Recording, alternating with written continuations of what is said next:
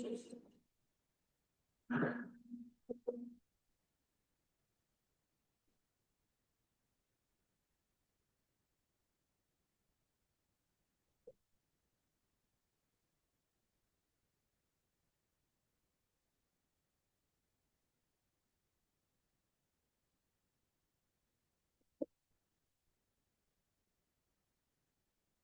afternoon, everybody. It's 4 o'clock. It is Wednesday, October 15th, and this is the meeting of the Palm Springs Airport Commission. I'll call this meeting to order. And Tim Scheffler, you want to lead us with the Pledge of Allegiance, please? Sure. Let me see a flag. Do the virtual flag. Pledge allegiance to the flag of the United States of America, to the republic which stands one nation under God, indivisible, with liberty and justice for all.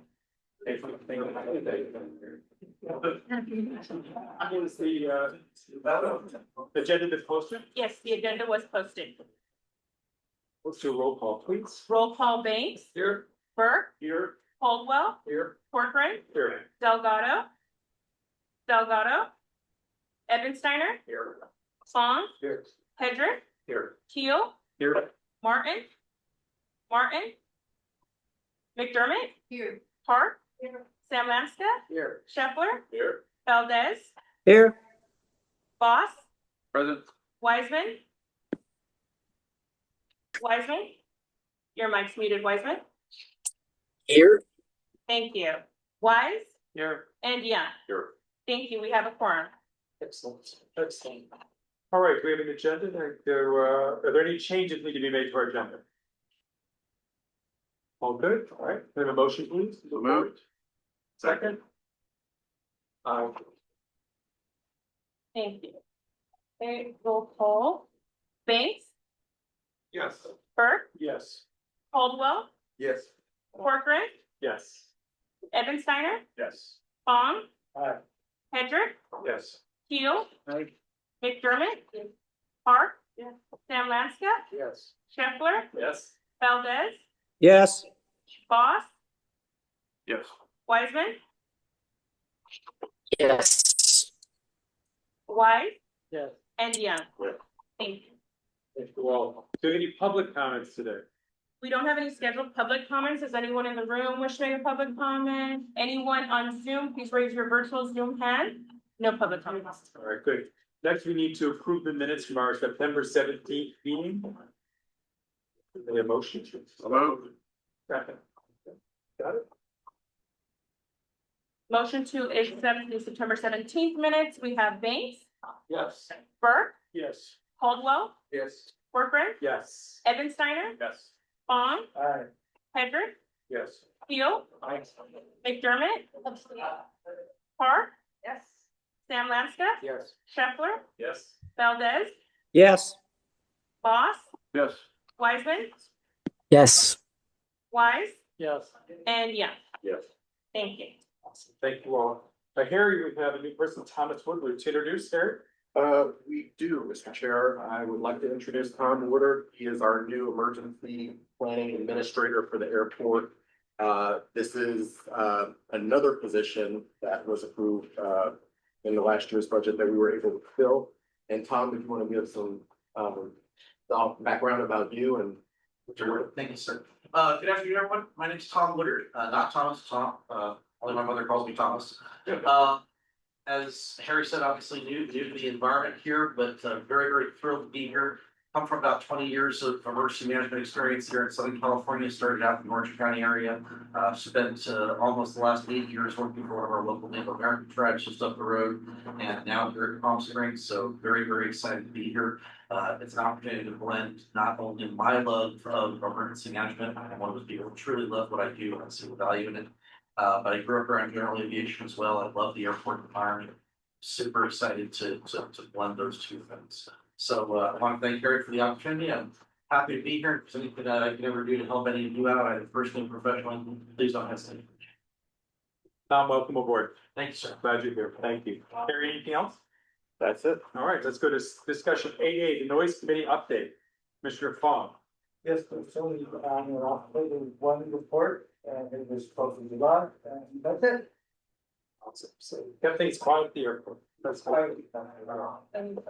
Any public comments? Anyone in the room wish to make a public comment? If there's anyone on Zoom, please raise your virtual Zoom hand. No public comments. All right, let's go to the marketing update. Daniel? Yeah, I'll come to the head of the class. Hi, everybody. So going first on page, I guess you guys have it all in your packet, I don't have it on screen. But so starting off with passenger count, September was yet another great month. We were up 7.1% compared to September last year. Total passengers of 152,773. Looking forward, I think it'll be a good year. I'm looking ahead at October so far. For the data source I have, the TSA checkpoint throughput numbers, we are so far matching, well, as of the 13th of this month, on par with October of last year. So even we're just stay flat, I'm okay with that. I did put a photo on the side so you guys can see your packet. It's just a little poster that we have, a large poster we have put up at the checkpoint. Oh, hey, there we go. This right here, we have a large poster we put at the checkpoint. I had my staff put that together and out there just to remind people to be kind to TSA because they are working unpaid right now, and they are showing up at our airport. We're not having staff shortages, at least not yet. So reminding passengers to please be kind while they're working for free. Up to the next page with our Canadian flight schedule CMD for the remaining months of 2025. November is down as well as December, 10.84%, 7.33%. I do want to note that it's only about 15 flights total. We're down in December, November, and 12 in December, so less than one flight, about half a flight per day. We're averaging on that one. Passengers count in September, we're down as well. I do have the past 2 months on there, which I did show you the last commission meeting, but we're down just over 42% in our Canadian arriving traffic. I do want to remind everybody, this is just the traffic that the people we have coming off of a plane arriving from Canada. It doesn't, of course, we don't have a way to track people that may be flying from Canada, connecting in Seattle, coming here, but so our best bet is just looking at who's coming off WestJet, Air Canada, etc. And looking ahead to flight schedule on here, we are down in November and December compared to 2024. But I do want to point out that the seats from 2024, November, December of 25 are ahead of where we were in 2023. So we're basically about where we were 2 years ago. So not terribly bad. Looking at 2026 for Canada, we're down almost 6% in January, or one flight a week. Not too terribly bad. February is down more, 17%. Less, just shy of one flight a day, or about 6,000 total arriving seats. But then again, looking ahead, if you look at the scheduled arriving seats, January, February, 2020, January 26 and February 26 are basically right on par with 2024. So if you're looking 2 years back again, so not terribly bad. I know there's many other airports, especially Vegas, Texas, Florida, they're seeing huge declines in Canadian demand and Canadian flights. And airlines are really pulling up stakes. We're not totally seeing that because again, as Canadian Airlines have reminded me, the fact that we're Palm Springs and we are in California, we have a good reputation with Canadians, I'll say that. Moving ahead to total seats, so domestic and international. Again, we're finishing up the year really strong. We're up 6.58% in total seats in November, up 4.19% in December. And starting out 2026, January is up 5.48%. February is up 3.75% right now. So we're looking for a strong finish to the year, even despite the declines of Canada. The airport as well, I think, pretty confident saying we're going to have a good year for us. And then moving on, just another update on page 8, just a seasonal return from new route start date. So coming here was say the 15th. So we have coming up new returnings. JFK starts on the 26th. Vancouver, Toronto on Air Canada return on the 26th of November. JFK and Alaska is on the 25th, and they have Payne Field the 26th, and they start Sonoma County on the 26th of October, which is taking they're replacing Avelo on their route. Avelo used to run that, and they ceased all West Coast operations. Then in November, we've got Atlanta and Houston Intercontinental on the 1st, the 8th, JFK on Delta, Seattle on the 9th on Delta. Winnipeg returns on the 11th of November for WestJet. Then our new Austin service on Delta starts on the 15th. And then Chicago Midway the 22nd. And then December, we've got Toronto coming back, and you can see on the rest of the year in there. We did get some unfortunate news just yesterday afternoon. Frontier Airlines has informed us they're going to cease operations here on the 29th of November, which is a little surprising to me. Because just a few short weeks ago, I was having discussions with them about taking their San Francisco service, converting it to year round. They told me that the reason they can't do San Francisco is they don't have the pilots and aircraft they need to be able to fund that route to be able to fly it. I replied back saying, I understand if that's a problem with San Francisco, but why we're canceling Denver right now? And I haven't heard back yet from that one. So if I hear back, I'll report to you guys. But I do want to reassure everybody because even though they are exiting San Francisco and Denver, we still have multiple daily flights both on Alaska and United to San Francisco and both United and Southwest to Denver with a lot of plethora of connection opportunities. So we're not gonna, it's good. I don't like losing an airline. I think it's gonna be a little bit of a hit to us. It's not too major because they only operated 2 to 6 flights a week depending on time of year. So it's still a loss, but it's not like a devastating loss for us. So even still with that looking ahead the year, we're still looking like we're gonna be pretty good. So. And then moving on to experience and engagement. So guest experience updates, we're offering team GPS champions training from Visit Greater Palm Springs, destination training for all of our volunteers. We are now starting to require that of all new volunteers coming on board. And then any of our volunteers that were not able to make the classes, the training we had last year, we're giving that to them as well. So make sure all of our navigators are team GPS certified. Is that the right term, Todd? It is, well done. Thank you. The mobile booth, you see the picture on the right. We did a little upgrade to our, can you go back? I don't know who's driving. Oh, there we go, right there. So our mobile booth right here, if you remember our mobile assistance team that we introduced last year to help with passenger wayfinding in the ticket lobby and in the back lane. You guys have been in the back lane in season when it's busy. If you're in a crowd, you really kind of can't see over Rebecca. So there'll be times where you couldn't see this desk. We noticed that this year we have these big giant square question marks on top of them that are about this, the bottom is about this high over me. So no matter where you are in the baggage claim, someone will be able to see that question mark and go get some assistance. So those are up and you're able to see those now. And then looking ahead, so I know we talked about the presentation of the guest experience plan to the commission from PSM Squared. We're going to bring that to the November meeting, but we're going to be having a special meeting in early December, like going over the strategic business plan. That's not a word I say very easily. Strategic business plan. And so the guest experience program is going to be a big part of that. So that'll give us some more time to actually go over it with you all more in depth and have more Q&A. So we'll bring that to you in December, just if this gets scheduled tentative and it gets firmed up, it'll be a couple weeks after the November commission meeting. It's not too far after. And then last page, community engagement support on Thursdays. We are wearing pink in the terminal right now. So in support of breast cancer awareness, we made special PSP pink t-shirts for Department of Aviation staff. And also our tenants, some of our tenants are participating. Some of the airlines and rental car folks are wearing them as well. The City of Palm Springs Fall Festival, our new PSP Cares team is going to be setting up an airport booth for the City Employees Festival on October 30th. Lowell, where you guys know, and it is but as well, they're heading up our Cares team. So that's a new initiative that Lowell and Isabel put together that's basically working to get not only Department of Aviation staff, but also it includes people from airlines and rental cars and their shops and restaurants and getting PSP out there in the community and just kind of getting back and doing some good. And so they're leading that up. And then once again, we're going to be participating in Palm Springs, Greater Palm Springs Pride in November. So if you're out there, look for our big booth, or sorry, not our big booth, but our big float with a giant PSP branded airplane on it, and you might get some swag from us. And that's all I have. Any questions? Commissioners, questions? So even with the loss of the Canadian flights and the North Canadians, we're still up significantly. Yeah, and see the numbers we're doing, I'm fairly confident we're gonna have a really good year. It's even tracking, if we just kind of match what we did passenger-wise last year, we could be looking at another record, or a new record year for us, which who would have thought that in February, right?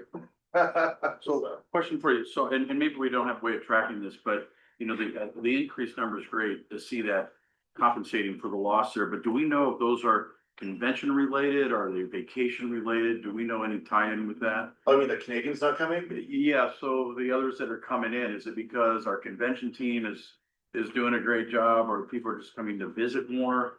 So I can't speak to the convention one, maybe Todd might be able to, but when I've spoken to WestJet, because they're the only Canadian carrier that operates in the summertime, Right. so they're the best barometer I've had at the moment. They said what they're really hearing is just Canadians not wanting to come to the US for the political climate, and then many people are starting to sell their second homes as well.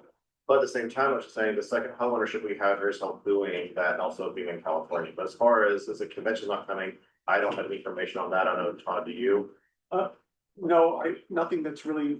Just curious what that increase is of non-Canadians that are coming in, or what's drawing them in Palm Springs to fortunately compensate for our loss. You know, I think all of us in the tourism sector are working really hard to make sure I'm saying this that. destinations just stays relevant for everyone. We recognize a lot of international travel is down. So there's been a tremendous focus on the domestic market and making sure that our brand, Palm Springs or Greater Palm Springs is just as far and wide as we can make it. Yeah, I mean, our spas are doing really well in Desert Hot Springs. That's great. So we're seeing that Good. Good. Southern California people doing that kind of thing, so I can imagine the flight. Yeah, and for example, we did spa month in September, which is something we've never done, before, just to reach out to all the spas. And just elevate one small sector of our tourism industry. Yeah. And it worked well. A real estate blog I read last month, I think I mentioned it last meeting, they were talking about short-term rentals. And they said snowbird rentals, they said there's not as many Canadians booking, but it's opening up inventory and they're getting a lot more American bookings that haven't come here before. So we might be getting a new segment of tourists discovering our destination that aren't been here before, so. I will say this, I'm a Rams season ticket holder. No comment, please, if you're not a Rams fan. But I do talk to some of the people that come from back east and Midwest, because I'm there and they're there. And I'm finding an increase in numbers that I see that are sitting around me that go, hey, we're coming out here for like a whole week instead of taking their 10 days somewhere else. They're coming to California because we've got Palm Springs, we've got Disneyland, we got San Diego, and they're blocking it in this 10-day period. It's awesome. And from I've been a ticket holder since SoFi opened up. So I mean, I've noticed a pickup in that. So I'm just curious where that connection was. Yeah, that's what I've been hearing as well, is that people, I guess, before with all the Canadian demand, it kind of priced people out that maybe could have, or maybe just the inventory was already just, booked up and nobody had a chance to get it, but now the Americans are having a chance at it. So I guess we're getting moved by a lot of domestic and also the effort to visit Greater Palm Springs to advertise. So don't have a full answer yet, but overall it's positive. So I mean, I'm happy our numbers are up. And Dirk, I just even follow on that as I look at Newark and Charlotte, we as Greater Palm Springs are engaged with both of those cities. In fact, we'll be doing an event in Newark the night before the inaugural launches, and we're bringing back key journalists, key meeting planners on the first flight into Palm Springs, and then, right, it's the week before Christmas, so they're not staying terribly long, they'll be coming back, but they'll be here at least for 2 or 3 days, Right. and then go back to Newark. Short Stay- pants and stay flip flops with Charlotte versus as well. Yeah, versus the park. Yep. And they can't predict airline capacity decisions. Do you think that given the departure of Frontier, that on either SFO or Denver, United or another carrier is likely to change frequencies? I don't think they'll reduce, because they've been holding their schedules the same as they had before we had Frontier on those routes, and I don't know if they'll add capacity to fill those as well. My guess on the airline side, they probably will maintain capacity and probably increase the fares to increase their yields. That's my biggest reason I hate losing Frontiers, because the fares they did offer opened up the possibility for travel for people who may have been priced out before, so. But we'll see. They just told us this yesterday, so I don't know if it's been published out in the schedules, but the other airlines are seeing it just yet. So I haven't seen a reaction yet, but I'll know more by the time our meeting next month. Okay. Anybody else? Anybody else? Any comments from public? Anyone on Zoom, please raise your virtual Zoom hand if you have a public comment. Anyone in the room? No public comment. Thank you, Dana. Oh, I just said it in a comment. I don't know if you want to comment on this, but do you want to represent the airport's decision not to publish or broadcast the TSA comments? Do you have any comments to make about that decision? Oh, I'm sorry, so That was the TSA video. the TSA video. Oh, well, actually, I'm very, if you want to talk more about that. Yeah, so the video, I'm not sure if everybody is aware of what video we're referring to, but a very partisan video that was put out by the Secretary of Homeland Security regarding the federal shutdown, and PSP has taken the position that we will not show the video, in part because it potentially violates the Hatch Act, and part because it violates California law, and in part because we don't think that's appropriate for our local community. So we're taking the position not to show the video. Some airports have decided that they will comply and show the video. We're just not one of them. So can I tell you that's a really good decision? I'm proud of that decision because of the Hatch Act, of course, the Hatch Act. It's a good decision to do that. So I know that we didn't bring this to the commission ahead of time, reach out to you ahead of time, but just want to acknowledge that you made a call. And I think as a commission, we support that. So, good call. All right, let's move on to the Budget and Finance Committee. Ken, Yes, budget and finance committee met on October first, reviewed the 25-26 budget and capital program. The status of the financing options on various programs. And the status of the 2019 passenger facility bonds. Staff and the advisors had some excellent presentations, which we asked to be shared with everyone. I hope you all got them and looked through them. There was one surprise, at least for me, that there was a $250,000 study on the main runway. And that parts of it may have to be closed for major repairs with building. And something I think the commission should keep an eye on. And then the second thing is regarding the 2019 bonds that are outstanding. There was a little discussion with the advisors on the status of those bonds. They're 5% bonds and they're currently available for refunding. And the committee thought the best idea would be to defease the bonds with cash and have a savings of in excess of $500,000. And the advisors are looking at that with the city. Thank you. Victoria, any color on this? No, Commissioner Hendrick did a great job. Just kudos to the budget committee. There was a lot of data, a lot of dense information that was presented to the budget committee. I think you guys did a great job of kind of sorting through all that stuff. And there's some actionable ideas, like to pay off the bonds and save $500,000. So there were some really good discussions and actionable items on this, and Victoria will keep us in the loop on the progress on those suggestions. Yes. Okay. Any other comments on, go ahead. Yeah, just one, comment about 31 left. Is that something we move on already? Chairman? 10-second version of what that is. Yeah, this is a project that we started maybe 4 or 5 months ago, looking at the runway. We're conducting what's called a runway alternatives analysis, which is a planning effort to try to look at what we need to do with the runway. So we're in that process of doing cores and NDT testing to try to figure out what is the next step with, to take care of the runway. Just a question on the cost per plane passenger. I know there's been a budget discussion around not only are we at the right spot right now, or do we consider going up at some point? And then there was a whole other discussion about what we do with the introducing landing fees for general aviation. Victoria, where are we at on that issue right now? Actually, I will defer this to Lowell because Lowell and Commissioner Valdez have been having some discussions about the general aviation landing fee. But Lowell, can you do a quick update? Thank you. All right. Yes, Commissioner Valdez and I, and obviously here today. He's on. It's on Zoom. He's on Zoom, okay. So if he has anything like that, because he did a lot of the preparatory work that kind of preceded our conversation with Vector. They did the plane pass, which is one of the ADS-B systems to track aircraft that are flying into airports. Primarily, it's general aviation that is being identified for a landing fee that could be assessed.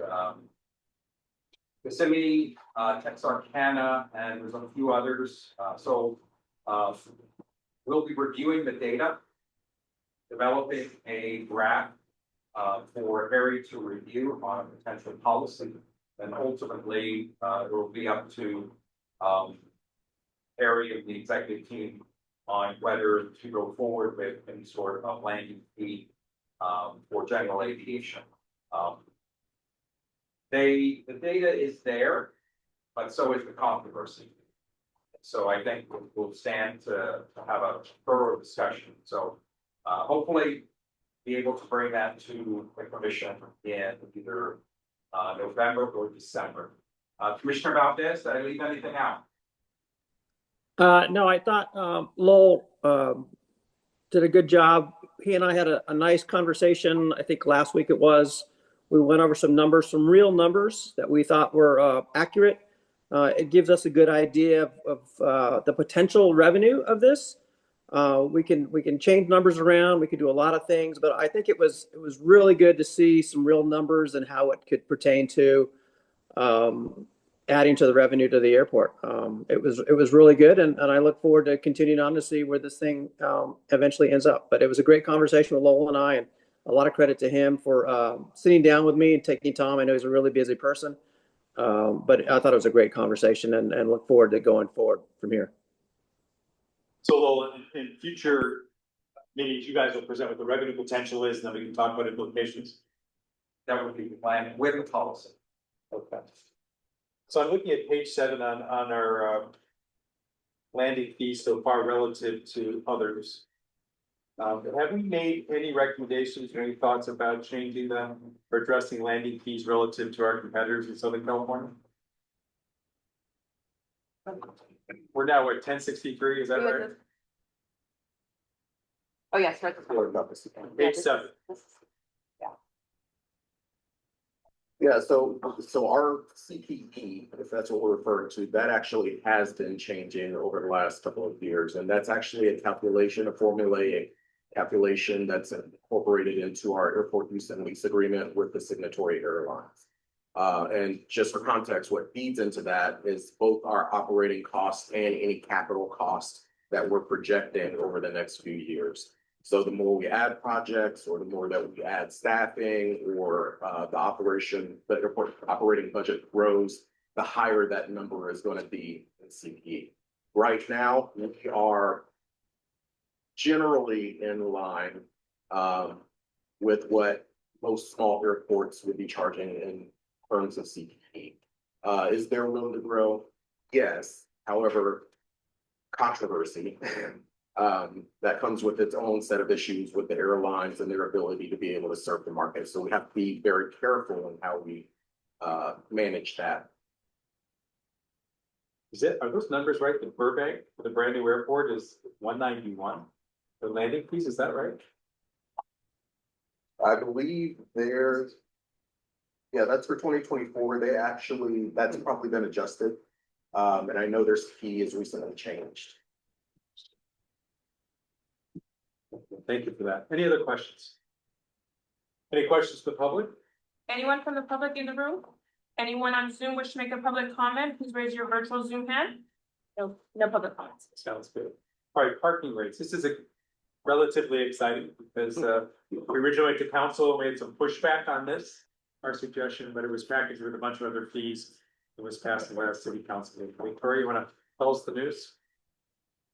Yes, so the news is that city council approved for the airport to now increase our daily parking rate from $20 to $26 a day, as well as to change our hourly parking from $8 to $9.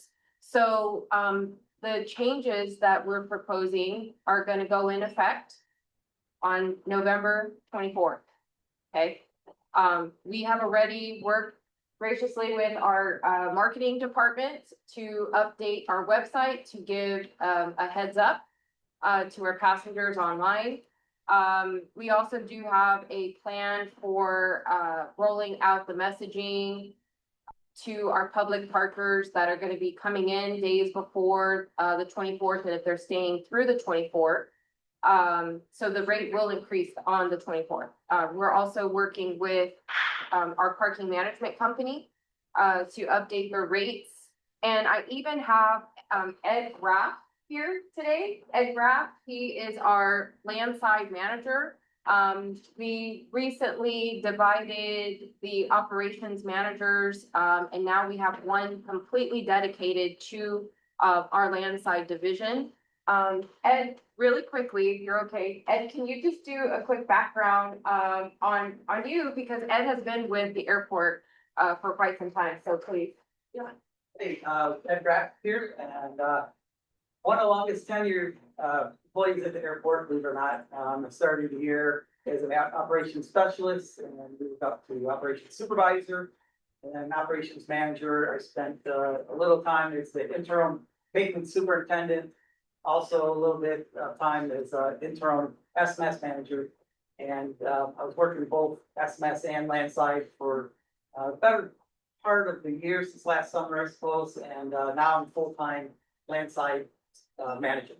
And so Ed is helping us roll out this the new rates to our passengers, as well as working with our current parking operator to get the signage changed around the airport, including at the cashier booth, so that our passengers are aware that we're going to be updating our rates. So we want to thank the commission for helping us move this forward.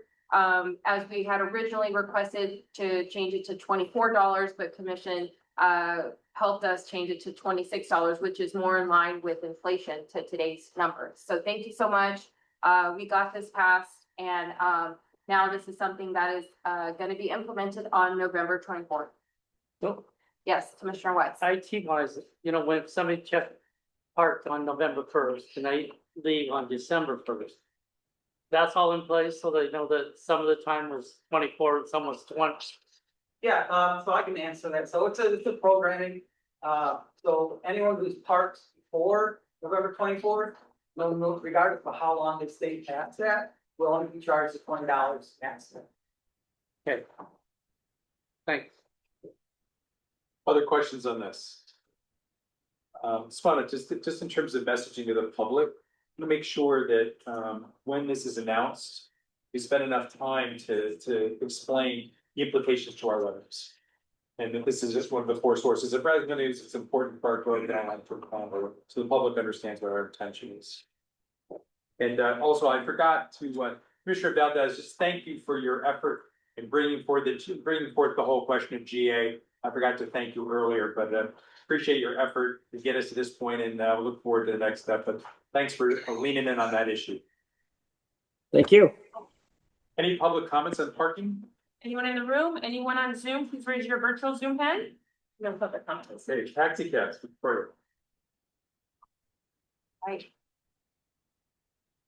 So there is a, in your packet, there should be a staff report in regards to, oh yes, perfect. So it's item 8E in your packet. We have a staff report where we are recommending for the commission to recommend to city council the approval of an increase in ground transportation fees for pickup and prearrange appointments by taxi cabs at the Palm Springs International Airport. So we do have some data here in front of you today. Ed, would you like to discuss it, or do you want me to go over the data and then what would you like to? Go ahead. Okay, cool. So and this was a team effort here. We'll put together our numbers and work with Ed, and we even have a security department that collects all of our fees. It's security / vehicle inspection plaza that collects our fees. So this was definitely a group effort on the staff's team here. But before you is in your packet and on the screen is the taxi cab fee increase. So we just wanted to present some data to you so you understand what we're asking today and why we're asking this. So we have in front of us the total fees that we've collected from the different taxi cab companies on a fiscal year basis, starting with the first column on the left being fiscal year 22, ending through fiscal year 25, which is the most recent and complete data that we have. So you'll see that if you're looking at our subtotals over the years, we've collected around 187,000. It went down to 126,000, then increased to 248,000, and then we're kind of going down again to 233,000. So that shows our taxi cab fees that we've collected. This is taxi cab fees at $3.25 for a ride. And so what we are asking for tonight is to increase that to $4. That $4 is going to be more in line with the rate increase that we had with the TNCs. So as you all are aware, we just recently increased the TNC fees for $4 for pickup and drop off. So overall for taxi cab and TNC fees, you will see the total down at the bottom there of how our non-aeronautical revenue has increased. over the years. Next slide. So this next slide is in regards to our. Excuse me? I'm sorry, I know you did a great job kind of outlining all of this. I see that Fresno has a flat annual fee. Did we ever get through our consultants on this? Any numbers around that? And did we run any analysis on what that could potentially look like? And I ask because it looks like the $25 flat fee for taxi ride originating from the airport is still gonna stay.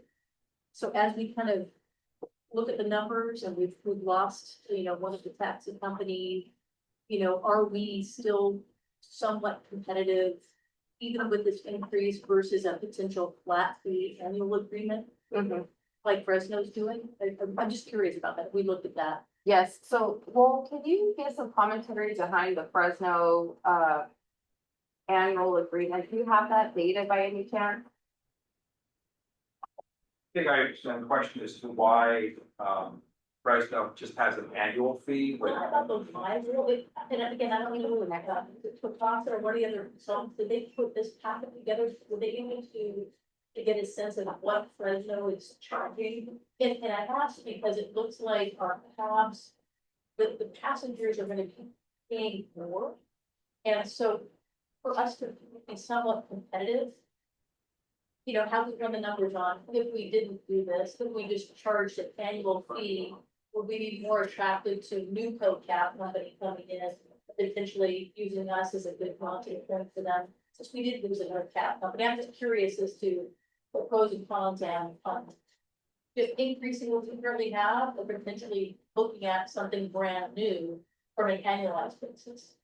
I understand, but, so the question regarding, how we analyze the data, we actually focus more on Ontario. Recently had a collaborative event here in Palm Springs where representatives of Ontario came and we participated in some group activities here. In the conversation, they were actually looking to increase beyond what they're already doing today. Okay, so their parking fees, they plan to go up to 30, they were at 30, going to $35.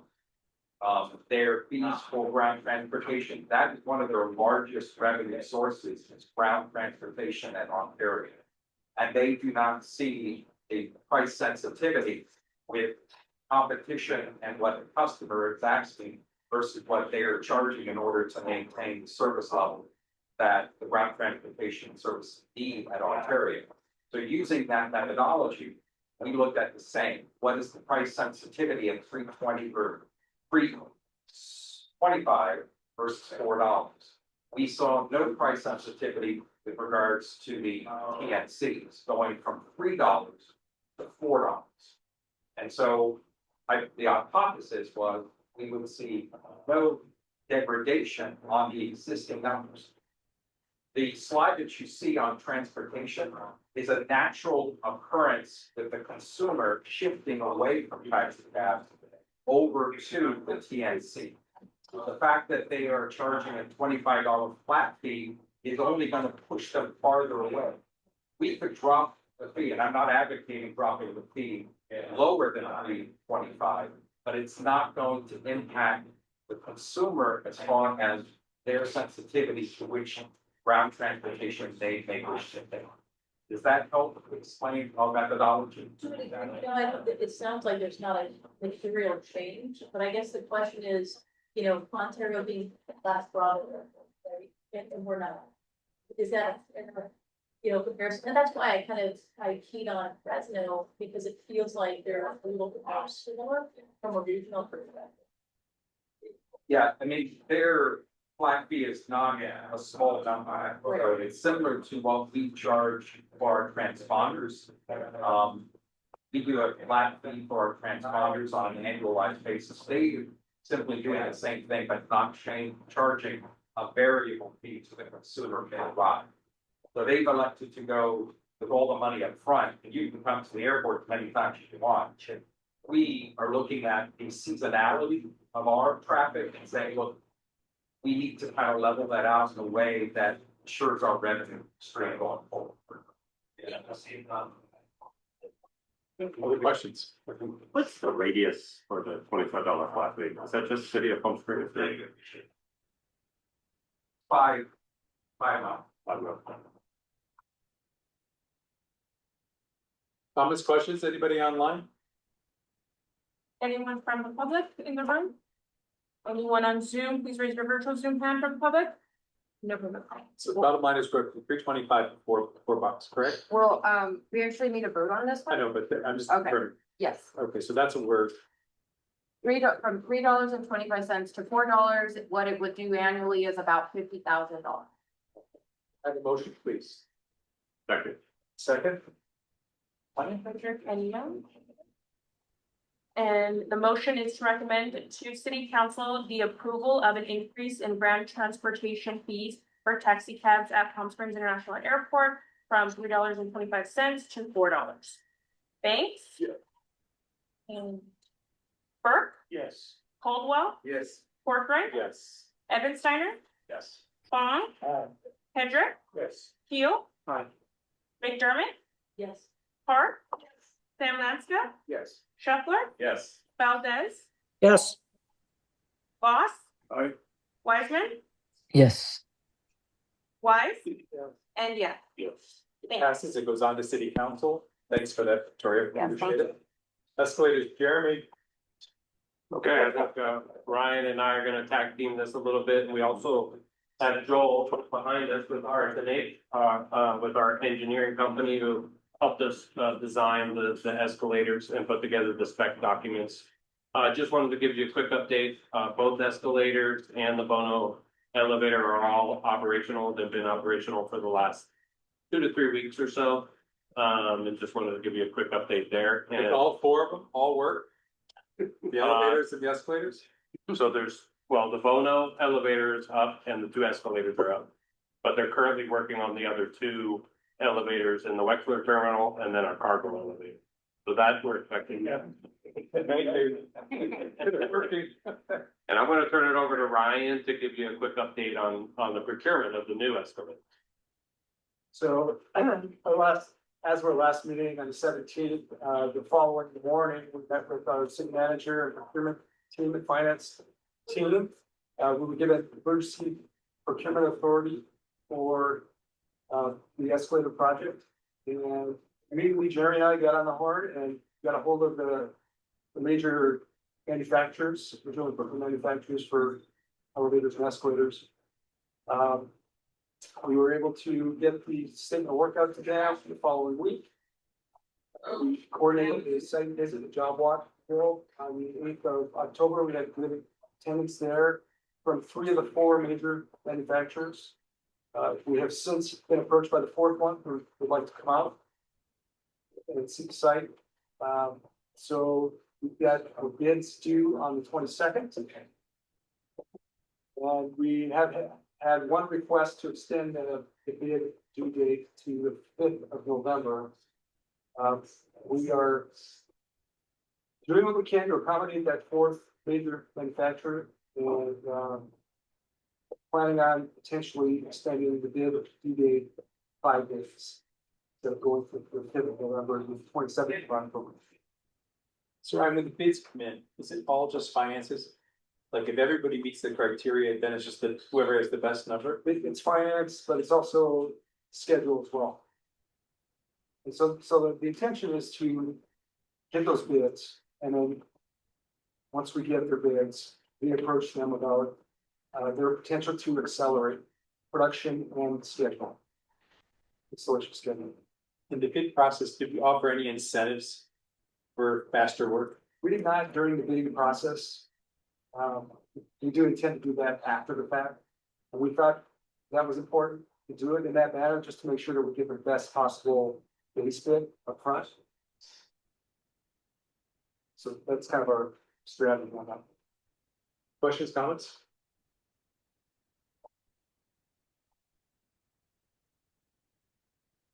We're loving the silence.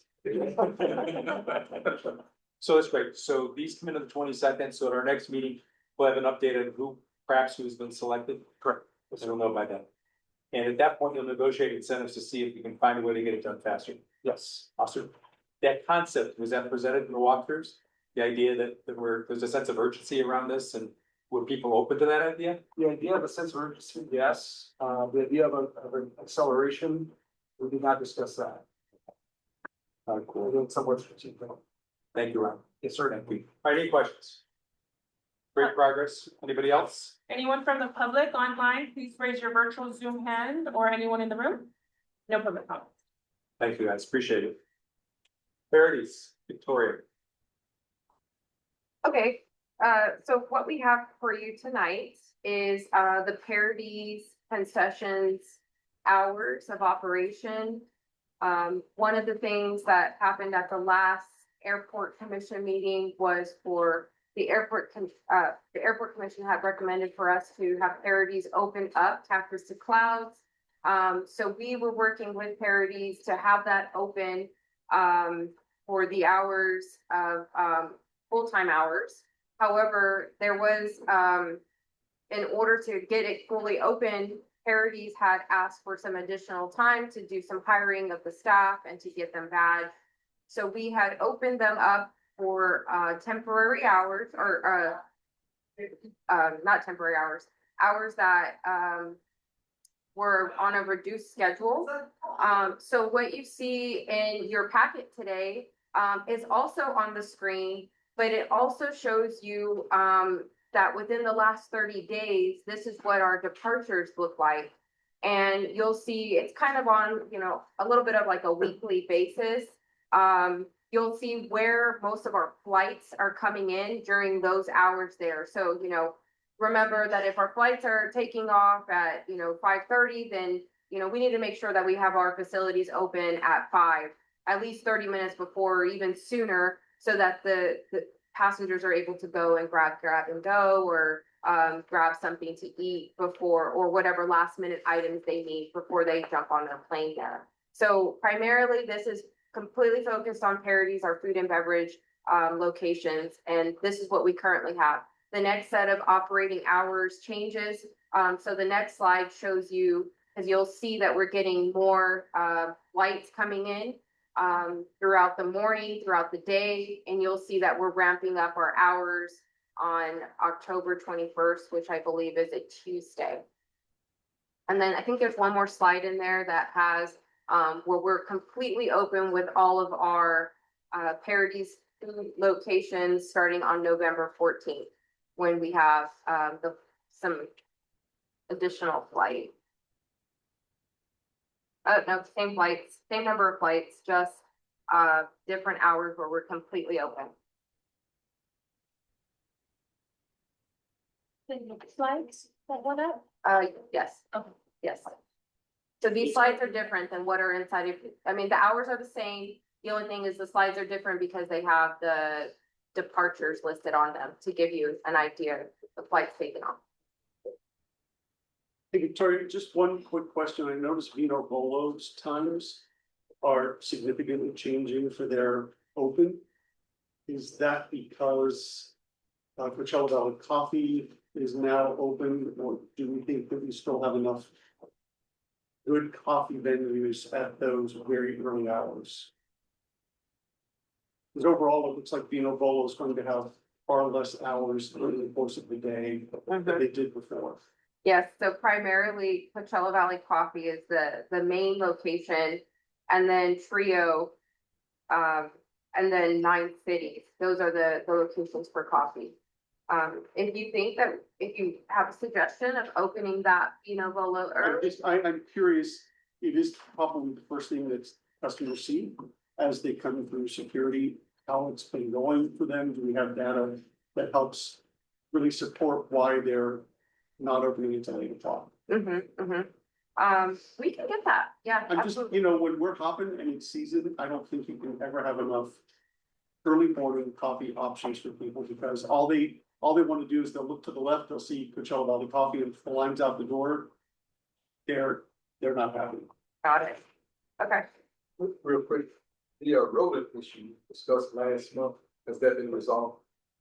So it's something that we're working on every single day because we're an outdoor airport. So we're tackling that with both our our partners like Parodies, WH Smith, even all of our airlines, our ground handlers, pretty much we all have to play a contributing part because if we're leaving food around, we're an outdoor airport, it's gonna happen where rodents are gonna be around our facilities. We have trash cans, so that's the thing. However, we are actively working with Parodies. We are also working with our maintenance team, and maybe Jeremy can do some commentary on that to show that we have been actively doing pest control services all around the airport, not just in the locations of food and beverage and dining, but also outside. So, Jeremy? Yeah, we've been putting out a lot of traps, not only our maintenance team purchasing and putting out traps and checking almost on a daily basis, but also we have a vendor, Lloyd's Pest Control, that's been doing the same thing. They come 2 to 3 days a week and check their traps as well. So, as we kind of tweak kind of where we're seeing activity, we add more traps and kind of handle the traps. But so far, it's going pretty good. Lloyd's has not been finding anything for the last few weeks. And so I think we're making a pretty good effort and dent on the issue. Thank you. And Commissioner Valdez, I saw that your hand was up. Did you have a question? I answered my own question. The only concern I had was on Coachella Valley Coffee. I would like to see them open at least 45 minutes before the departure because if you have a 5:30 departure, boarding begins 30 minutes early, so that only leaves a little bit of time. So I think 45 minutes would be the minimum. They should open up before the first flight leaves of the day. But I saw they opened at 4:30, so I answered my own question. Thank you. So we just talked about the original agreement with Parodies. Sure. So the deal with Parodies was, I thought, you open 45 minutes before, but you stay open to 45 minutes after. So you've got Las Consuelos open at 9 o'clock, which means all the breakfast service is missed. So the only one that you can go to is Trio, which opens at 5 a.m. Or you have to go to the other side to go to 9 cities. You know, why isn't Las Consuelos open at 45 minutes before the first flight, as was originally contracted? Vino Bolo, the same thing, I agree in terms of the coffee thing. Plus they also have breakfast options. They all have breakfast options, and that was always, Las Consuelos was always jammed at breakfast. You got your coffee, you got your breakfast while you're still there. Now they're not opening to 9 o'clock. And, you know, we've already talked about Cactus in the Clouds. And the bar at Coachella or the Las Consuelos, you know, I understand we're still doing some things there, but can't we still open the bar and the outdoor seating? And have that activated even while we're working on these other issues? Absolutely. Yes, we can actually. So, the contract says, that Parodies operations, can open 30 minutes before the departure, the first departure, and close 30 minutes after the last departure. So it's 30 minutes. However, in the past, we have worked with Parodies on opening like the main location. I think at one point it was Santa Rosa Kitchen, which is now Trio, opening that earlier because even opening 30 minutes before the departure, it's not enough time. So I do agree that yes, we should open these up earlier and we can make that, we can actually, right, Mr. Barrett, we can advise them because it also is within the executive director's authority to advise what we want open. So we were trying to work with them as partners to ramp up for the season. However, I completely agree with you that we should open up sooner. And also Cactus to Clouds, you know, this past season, I know it was open before 10 in the morning. Right, I sat there and had one of their breakfast items. It's a flagship, it's absolutely beautiful. And it is in a heavily trafficked area. We're missing a major opportunity by not having that open on 10 o'clock. Okay, absolutely. I appreciate you passing it on. We can definitely do that. And we hear your concern. Thank you. Okay, so just to confirm, the deal with Parodies was 30 minutes before, 30 minutes after. I get it in the summer and we also had the rodent problem. But now we're in October. I think it's time for them to live up to the sticker. Alright, so I'd like to know at our next meeting to see Las Consuelos opened early, Vino Bolo opened early, Cactus to the Clouds opened early, and see if we can get the rest of these things open to the original agreement. And I know that we still have to talk about what's gonna happen with Movie Colony, we can do that later. But for now, I just think we gotta hold to the agreement, have all of these venues open. And we got a lot of feedback last month about, Cactus to Clouds looking deserted. People came in and they were leaving, and then the weather wasn't that hot. So if they have operational issues, they should bring them to us, but that was the deal, and I think they should stick to it. It was only 45 minutes ago that Daniel shared with us some amazing numbers of what we're looking for in January and February. This doesn't support that. Thank you. Thanks. Other comments, questions, different points of view, anybody? From the public or anybody online? Anyone online, please raise your virtual Zoom hand from the public. Anyone in the room? No public comment. That's all I ask, Victoria, is that we have this list updated, hopefully with all of the updated times for our next meeting. And ask Parodies if they would just stick with it. Will do. All right, thank you. Aaron, projects and airport capital improvements, please. Thank you, Mr. Chair and Commissioner, Arvind Project Manager. I have several projects in front of you for the updates. The first one is our donor pump in Sesquipulli. I think Ryan and Jeremy already briefed me about that. The second one is our shade structure or Measure J project. During our last commission meeting, the commission gave some direction to our executive director and staff, a solid direction to move forward with one of the options as we recalculate our monies for Measure J, that we have about $700,000 Measure J funds dedicated to the shade structure, which the direction was given to have the 3 shade structures on the TNC side. So we moved forward with that. Yesterday, we had a meeting with our design firm and we asked them to design to budget. So we are expecting a quote from them that they can design to budget for that $700,000. During the next meeting, we will give you the update on that, what the code is and how we are moving forward with that. It's a good direction that is given to us, depending on, we talk a lot about useful life of shade structure and the relocation portion that we have. So we are moving forward with that project. For our outboard baggage handling project, we are still finalizing the contract with our Sprinter, who's the general contractor. However, in the meantime, we are using the time to have a bi-weekly prep meeting. Our construction management and airport staff is meeting. We're also working on the badging process of some of the vendors, which can come. Also, we are finalizing the tribal contract for this particular project, because they have to be there for during the digging and the excavation. Tribal monitoring has to be given. So as we are finalizing the final contract, we are actually using those time for our weekly meetings or bi-weekly meetings to make sure that we're putting everything in line. Our expectation is by end of this month, we should have a contract executed, and then we'll bring up the next schedule when the mobilization can happen. On the restroom renovation design phase, the staff is moving forward. We completed the concept design, which is the first design factor of it. Yesterday, we were presented with the schematic design, and also the 30% drawings were presented to the staff. We have about a week to respond to that. We are moving forward. One of the questions that was asked by the chair last month was about the schedule. We deeply dive into the schedule. There's about 10 weeks of plan check and 10 weeks of bidding. So once our construction documents are ready, our design is ready, we can work with our city staff on the plan check and also how we can expedite the bidding process. So that whole process of 20 weeks, we can short it down. However, we are making progress. We are getting with our designer to anywhere they can shave off some time. We are working on that. And that's one of our handed question to them, that, hey, how we can shave off the schedule. So I have a question on that. Sure. How will this group provide input on that design? And when's the right time for this group to provide input? Yes, we will get back to the group once the schematic design is done. Right now, it's very preliminary. 30% drawings are very preliminary drawings to comment on. They are more structure oriented. Once 60% design are given, we will come back to the commission and the group, and maybe we can bring our architect with us to do some kind of presentation. We'll keep it on our radar, and when the right time comes up and the right appropriate drawings are being done, we can have a presentation to the commission for the input. The next one is our plug-in 8 pickup trucks and some chargers. So we actually have issued a notice to proceed last month. We are moving forward with that.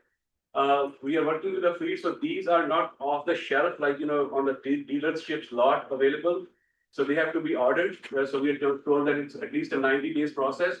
However, in the meantime, we're also working on the make-ready stuff for that. That is like the radios for the air side. Also, we're working on the lighting of the trucks. So we are working with the fleet and using this time to make sure that all the equipment that needs to be on the trucks is being procured. So when the trucks are arrived, hopefully by December or January, that's our best guess, but we'll have a better date next month. You know, as we are making progress with the vendor, we'll have all those make-ready equipment ready for the trucks, and once they are here, we'll do the installation. The next project is our conference room remodel. We have some visuals in the package that has been going on. We are expecting this to be complete of first week of December. There are some lead items. First of the lead item is the acoustic doors. There are 4 special doors that we are replacing just to have a better soundproofing of the conference room. And also the furniture is about 12 to 14 weeks of lead item. We did a contract in August for the furniture, but there's like a 14 to 12 week of lead item, which we're expecting the furniture to be delivered in mid-November, and hopefully by late November, we have installation of the furniture done. Also, another factor is that we have a lot of items that have been procured, which are the final items, like the fabrics that going around the wall, the final finishing of the ceilings and also of the floor. However, there's a lot of roughing of mechanical, electrical, plumbing that has to be done before we bring that final product, so there's no damage to the project. So between these 2 or 3 weeks of October, we will finalize our roughings, and by November, we will have those products being installed so that there's no damage to that. And we'll keep this commission updated on that. The last project that I have in front of you is the EV chargers. There are some visuals also for that. So as I explained, there are 4 steps to this project. The first one is the civil work, which Edison is doing. 90% of the work is done. That work is outside our lot. It's on the roof road. They're actually working on the underneath the street to put bring the power in here. The second phase is also 95% complete. That is the phase where the fencing has been done. We should be finishing that hopefully next week. Once that is done, we can take the fence out. The third phase is called the energizing phase, which is done by Edison again. We were told last week we are having a weekly meeting with our project team, and that phase can take about 2 months because they have to order some meters.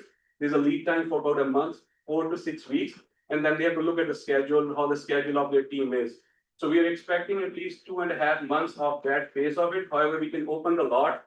The good thing is that we already have 3 distribution switchgear installed, and you can see in the visual, we also have the transformer, step-down transformer has been installed. The fourth phase is our phase, where our general contractor will come to install the EV chargers. The bids were due last week. We have about 4 or 5 more than 5 bidders. The bid came way under our budget. So we will be giving a notice to proceed for our work to start once Edison give us more concrete schedule, so that we can line up. We will try not to close the lot. That's an open question. If we have to close the lot, we are very confident that we will be closing less than half of the lot we are closed. So we are actually working with Ed's team on a weekly basis to see that how it could be more convenient to our passengers, and we can still deliver the project. So your expectation of this project to be done is around early January or February, depending on how Edison responds and how their schedule looks like. With this, happy to answer any questions you guys have. Thanks, Harmon. Questions? Harmon, one quick question on the restroom renovations. Does it make sense to have the operations committee maybe involved in that at an earlier phase, just to make sure we're incorporating them? Yeah, we can talk to them, definitely. And just another thing on the restroom is that we're also considering a solid IT part of it, how the technology can be integrated. We actually had a presentation, I think it was 2-3 weeks ago, just to focus on the IT component of it. And where the good staff, which is needed, especially from the maintenance side, how the technology can talk to our custodians. So we are looking into all the option of not just the looks of it, but the functionality and the IT sector of it. But we'll definitely accommodate that to the refresh. Thank you. So Commissioner Wiseman, if you're on board and all of you are on the operations committee, we'll just ask you to connect with Kevin and just see if some of the operations subcommittee can have some visibility to this before it comes to all of us. Definitely. Fair enough? Sure. Excellent. Thank you, Kevin.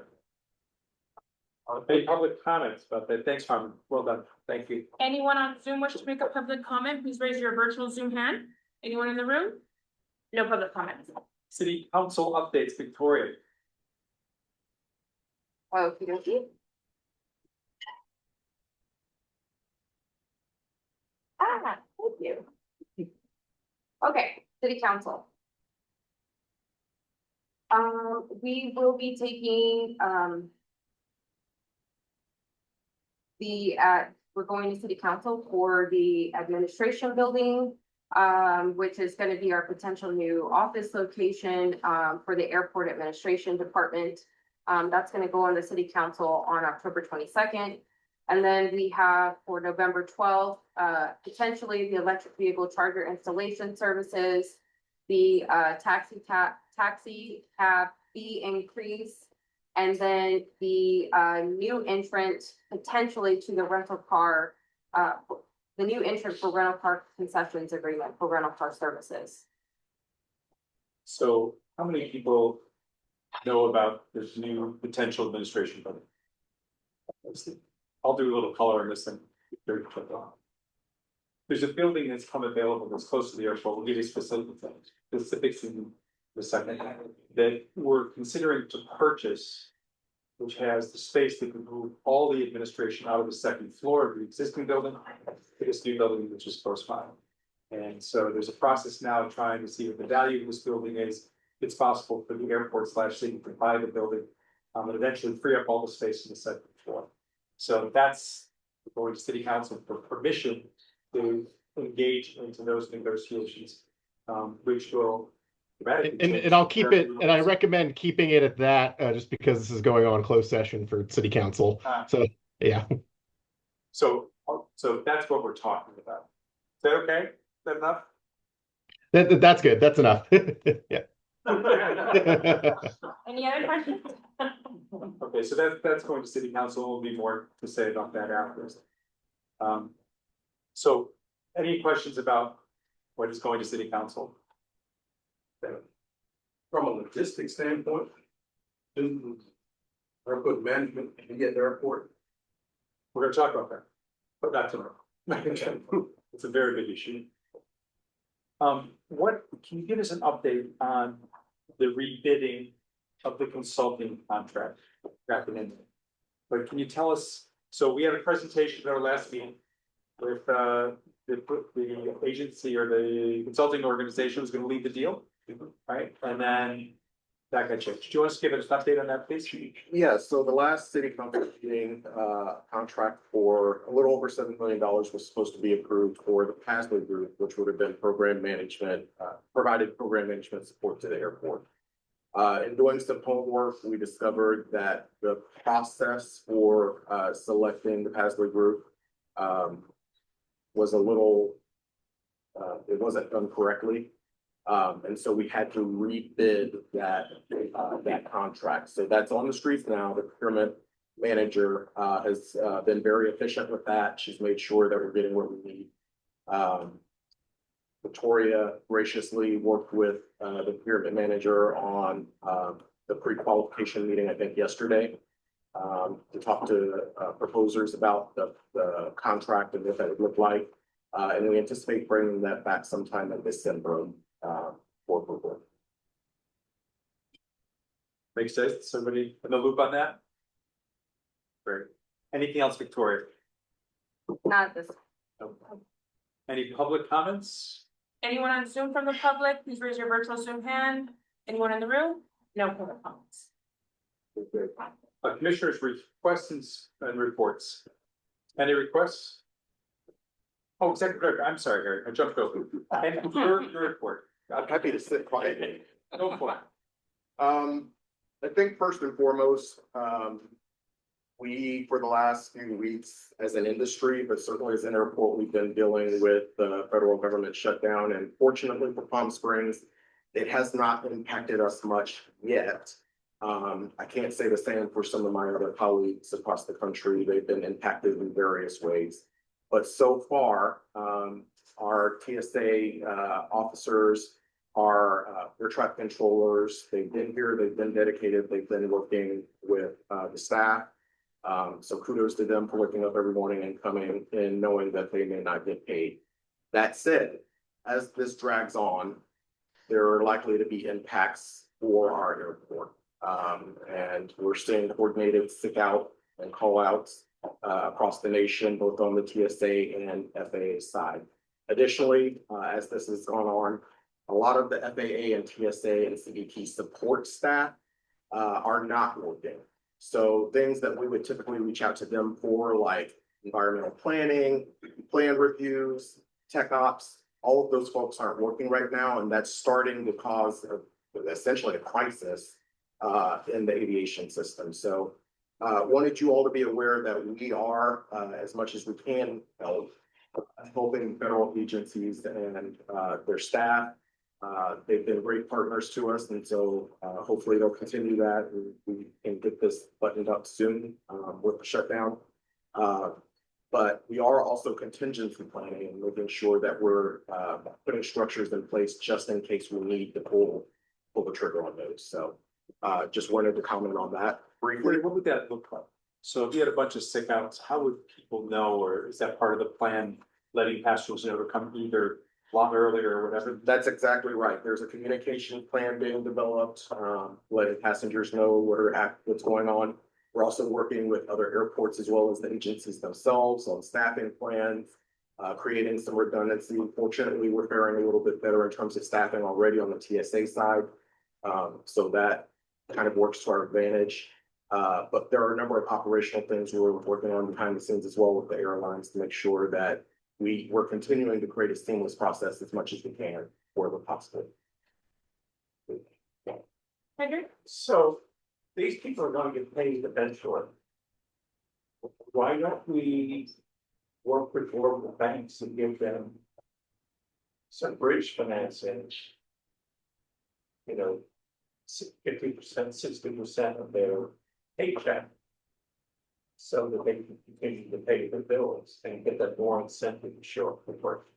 So that's already been discussed. Victoria was on a call with Congressman Ruiz about a week ago, and those things are all happening behind the scenes, working with banks and loan companies, as well as just basic needs support, such as food and supplies. So we're already having those discussions right now.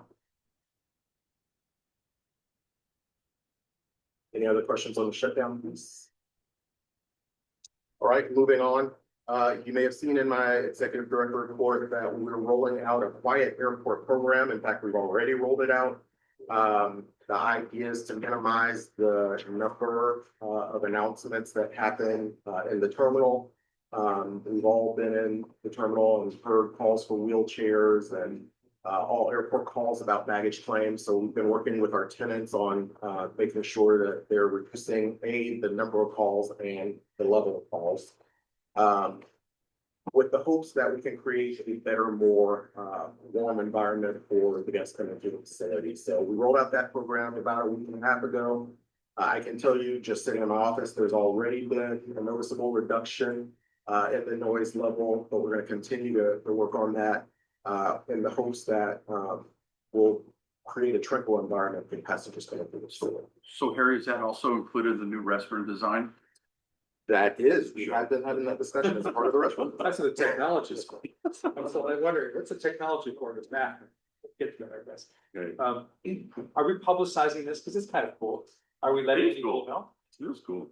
Yeah, Harry, actually, we do have a plan to. Right now we're in a soft launch, so we're gonna do a more presentation in November when all the kinks are ironed out. So right now it is an operation.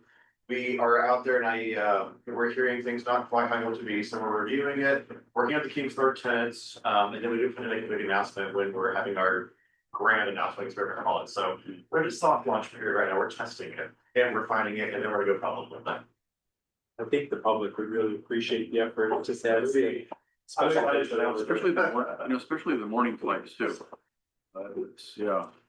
Or like right around end of day, work day, you're kind of tired. Last thing you want to do is hear barking in your ear from the terminals going.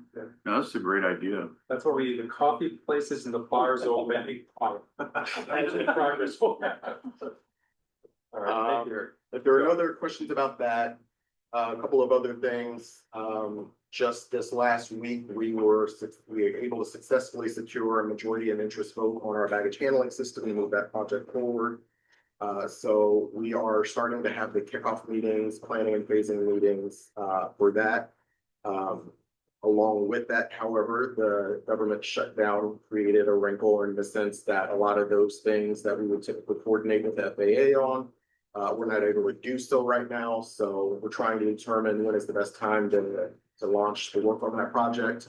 However, we're basically free to move forward. And so we're doing a lot of the fundamental coordination work, at least right now. And we'll come to the commission with further information once we kind of plan that out a little bit. And then finally, I wanted to announce that Mr. Jacob Rossi, who is not here, I don't think he's here, was just recognized as on the list of 40 under 40 for his accomplishments. And so he's been doing great work for the airport, and wanted to just highlight that his work has not gone unnoticed throughout the region. I'm sorry he's not here, because we would all congratulate him. He's done a fabulous job. Good for Jake. Good He work. did, and Harry, at our last council meeting last month, after our previous one, after we had our airport commission meeting, then he had gone and spoke in front of the council and what have you, and did a great job as well. So we were really pleased, and they were really pleased with listening to what he had and what kind of went on and all that good stuff, so. It was really nice to see that. That concludes my report. All right. Thank you, Harry. Any questions of Harry about anything else? Let's go twice. All right, now commissioners' requests and reports. Commissioners? Tanya, would you just please go through the schedule of meetings? When's our November meeting schedule? Yeah, the November meeting is November 19th, And then we have our strategic planning meeting on the 2nd. December 2nd. Did we all have that in our calendars? The 19th regular meeting, which will be held here unless you're otherwise. Then our December 2nd meeting is the full day meeting. Correct. We'll try and keep it to happen. With an agenda to follow. December 2nd. Later December meeting. Does that cover our December requirement? That does cover our December requirement, unless you would like to call us. We want to have them. If there's other big issues that are pending, we will have it in the middle of December. When the student is seeing. That's at 2:00. 3:00. Are we locked into that date? The state of the city is at 3:00. Yeah, we just found out about that a little bit earlier, so we are not locked into that date. We can look at alternative dates. Can we do that and get back to you? We'll test your calendar, see if there's another date. It's gonna be a crazy day in Palm Springs that day. It's Lily Tomlin's opening night, there's a lot of stuff going on that day, so let's see if we can push it to another date, then we can just get to you with a couple options and see what makes sense. Fair enough?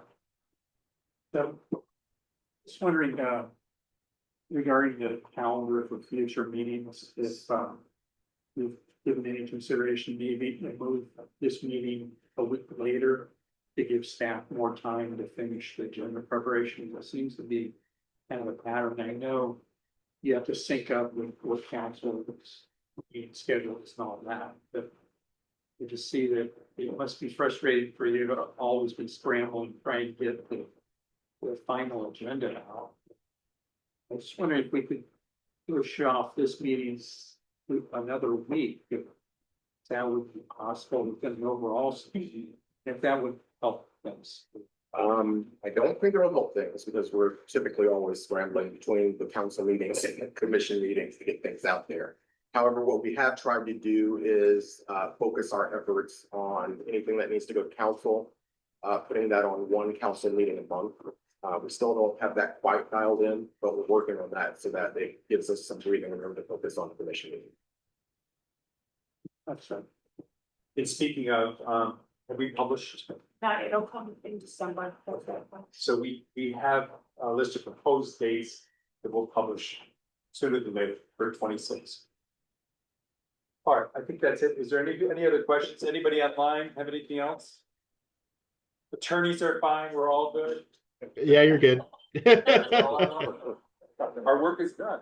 All right, thank you all. Thank you, staff, for your preparation. Thank you, commissioners, for being here, and we'll see you next month. Thank you.